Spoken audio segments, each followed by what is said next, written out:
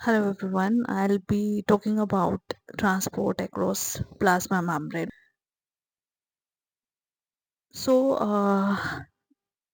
The types of transport across plasma membrane are of two types. First one is passive transport and second one is active transport. So in this video, I'll be talking about passive transport और active transport के लिए मैं अलग से PPT upload करूँगी. सो passive transport जो होता है वो दो टाइप्स का रहता है. एक है आपका सिंपल डिफ्यूजन और दूसरा facilitated diffusion. I discuss each of these two one. सबसे पहले सिंपल डिफ्यूजन में क्या रहता है? The solute molecules they move across the plasma membrane from their higher concentration to lower concentration. आप इस डायग्राम में देख सकते हो. ये सॉल्यूट्स का मूवमेंट का डायरेक्शन है जो मैंने एरो से दिखा रखा है. So in simple diffusion the rate of diffusion depends on three major factors. First one is concentration gradient, second one is hydrophobicity and third one is size. So जैसे जैसे कॉन्सेंट्रेशन ग्रेडियंट जो है वो ज़्यादा रहता है. कॉन्सेंट्रेशन ग्रेडियंट ज़्यादा रहने का मतलब कि प्लाज्मा मेम्ब्रेन के एक तरफ आपका सॉलिड का कॉन्सेंट्रेशन बहुत ज़्यादा है और दूसरी तरफ बहुत कम है, तो उतना ही ज़्यादा उसको कॉन्सेंट्रेशन ग्रेडियंट कंसीडर किया जाता है. तो जितना ज़्यादा कॉन्सेंट्रेशन ग्रेडियंट है उतना ही हायर रहेगा rate of diffusion of solutes. Secondly जितना ज़्यादा हाइड्रोफोबिसिटी रहेगी मॉलिक्यूल की वो उतनी ही जल्दी मूव करेगा. And third one is size. यहाँ साइज हमारा is inversely proportional to the rate of diffusion of molecules. मतलब जितना ज़्यादा साइज रहेगा उतना ही स्लो उसका डिफ्यूजन रहेगा. सो ये तीन चीज़ें जो हैं वो अफेक्ट करती हैं डिफ्यूजन रेट को. And the rate of diffusion of solute is defined by the Fick's law of diffusion. So this is all about the simple diffusion. Second one is facilitated diffusion. Facilitated diffusion may be solute molecules they move across the plasma membrane from their higher concentration to lower concentration.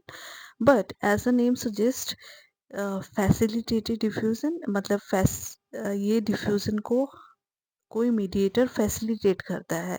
तो इसमें दो तरह के proteins रहते हैं. एक हमारा होता है कैरियर प्रोटीन, दूसरा हमारा होता है चैनल प्रोटीन, जो कि फैसिलिटेट डिफ्यूजन को कैरी करने में हेल्प करता है. Okay, so these are the properties of facilitated diffusion. Movement of solute along the concentration or electrochemical gradient mediated by the carrier or channel protein. And since it is mediated by a channel और carrier protein, इसलिए जो facilitated diffusion का rate रहता है is always higher than the simple diffusion. अब हम kinetics की बात करेंगे, kinetics of simple and facilitated diffusion. तो आप इस ग्राफ में देख सकते हो. Here the x-axis represent the concentration of solutes and y-axis represent the rate of transport. तो सिंपल डिफ्यूजन में हम हमें एक स्ट्रेट ग्राफ मिलता है. स्ट्रेट ग्राफ का मतलब है जैसे जैसे कॉन्सेंट्रेशन सॉल्यूट की बढ़ रही है वैसे वैसे आपका rate of transport of diffusion बढ़ रहा है. But in case of facilitated diffusion we have hyperbolic graph. Hyperbolic graph में क्या रहता है कि आपका जो रेट ऑफ ट्रांसपोर्ट है it increases with the concentration of solute, but it attain maximum velocity when the carrier protein is saturated. मतलब जब आपके carrier protein के सभी binding site solute binding sites occupy हो जाएंगे तो रेट ऑफ ट्रांसपोर्ट जो है वो मैक्सिमम रहेगा. मतलब आपका कैरियर प्रोटीन मैक्सिमम सॉल्यूट्स को डिफ्यूज कर पाएगा, तो उस वेलोसिटी को हम वी मैक्स से रिप्रेजेंट करते हैं।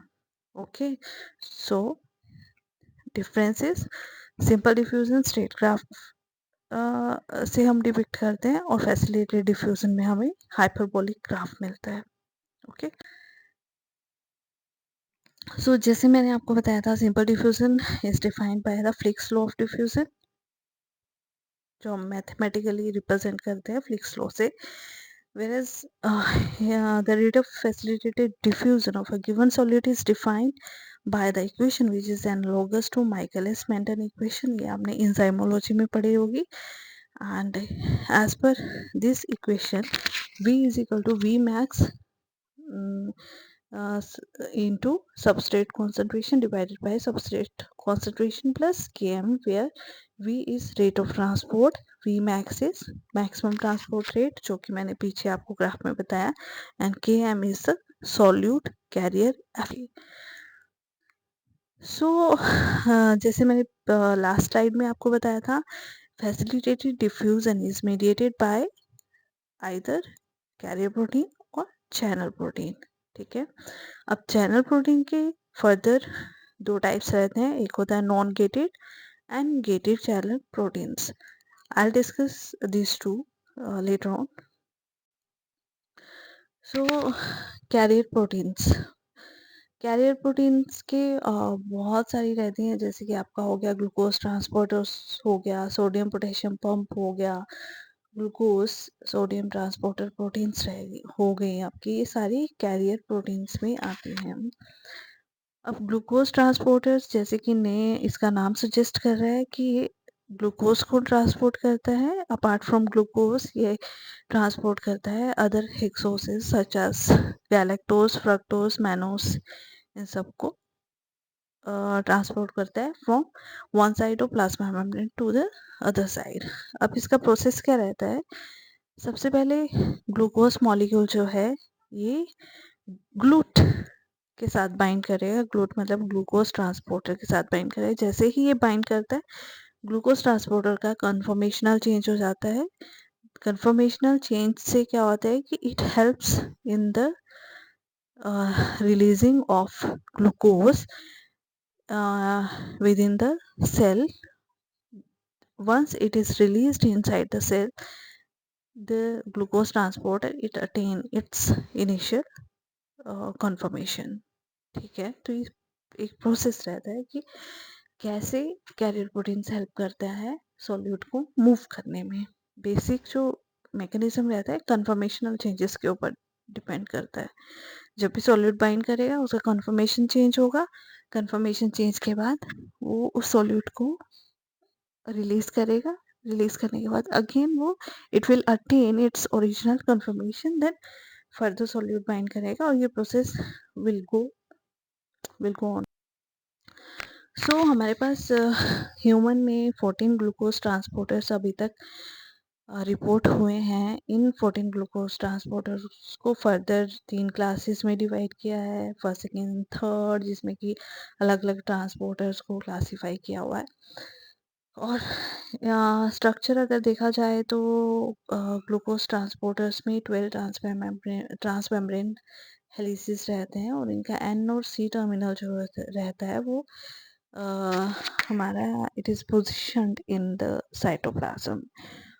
और जैसे कि हमारा GLUT1 जो रहता है वो आरबीसीज में रहता है, GLUT2 लीवर में रहता है, GLUT3 ब्रेन में पाया जाता है, GLUT5 जो होता है स्मॉल इंटेस्टाइन में होता है, GLUT4 जो होता है वो इंट्रासेलुलर वेसिकल्स में पाया जाता है। तो इसका डिस्ट्रीब्यूशन हम देख सकते हैं बहुत ही वाइड रहता है अलग अलग टिश्यूज में।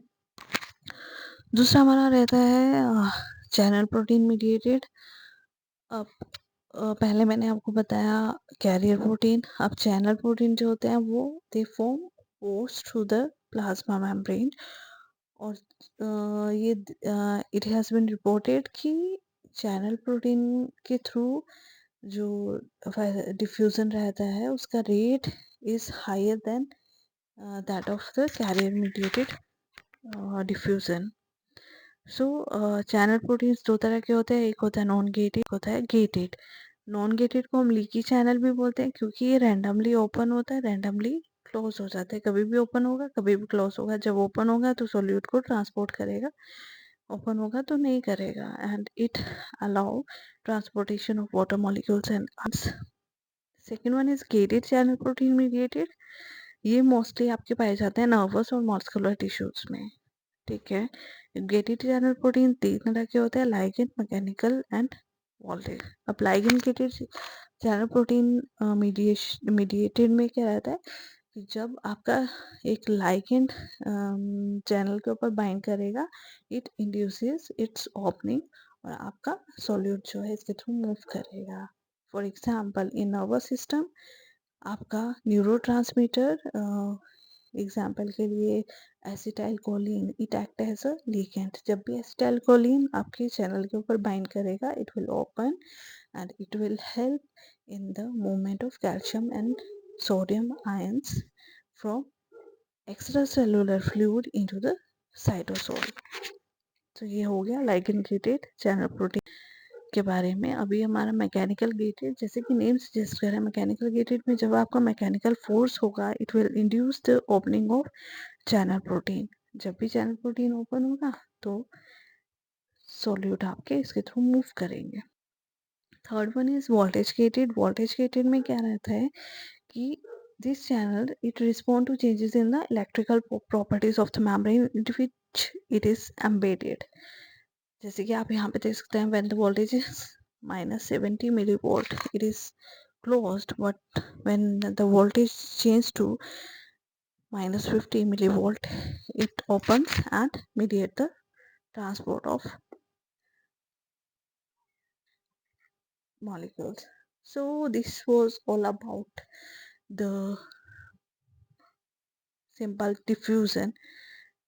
होप कि मैंने एक्सप्लेन किया है अच्छे से।